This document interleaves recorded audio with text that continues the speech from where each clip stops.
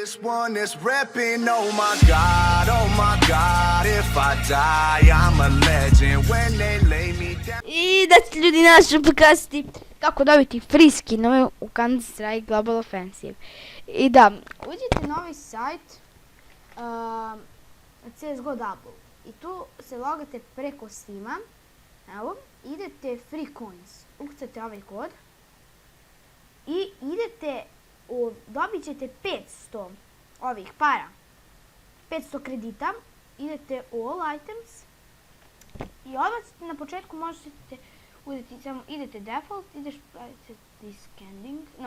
scanning, vidite. Evo, možete da uzmete ovaj skin, 5200 handgun, minimal wear za 424. I možete uzeti tag, možete čak elite build uzeti, minimal wear za AK-47 elite build, minimal wear za 400, vidite.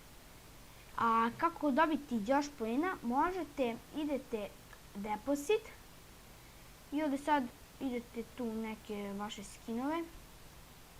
Sad ne može trenutno zato što nisu online botovi i nema tu ništa. I ako možete, ima još jedan način, i vidite, ovo je sad bidujete i sad možete bidati. Ovdje imate sad broj. Bidate, na primjer, sad evo, ja bidam jedan tu i tu kliknem. Dobro, sad nisu se trenutno učitali server, imam ja 0, evo ovako imam 100 nešto. Idete tu, na primjer stavite sad 2 i kliknete tu. Vidite, sad trenutno ne radim. I tu bidate i to krene se okreće. I ako padne na crveno, broj od 1 do 7, vi dobijate duplo. Ako stavite na 0, dobijate troduplo. I ovdje isto duplo sajte od 8 do 14. Evo, ja ću vam sad pokazati, baš pošto ja trenutno nemam dovoljno poena, ja ću vam pokazati samo koji sam sad uzeo. Evo, inventory. Sad se čekajte sve.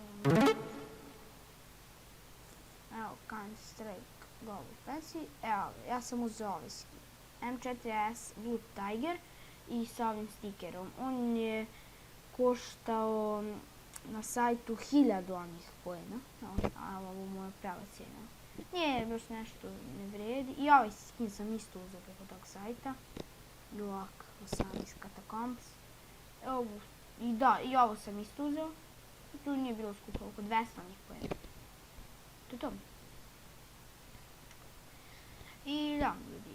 Vi koristite za free coins ovaj kod, bit će u deskripciji, dobit ćete, može da se desi da dobijete 1000 poena, a može se desi da dobijete i 500, tako da, ja sam dobio 1000 sa ovim kodom. I samo idem, ja sad ne mogu zato što sam već ovo ukucao.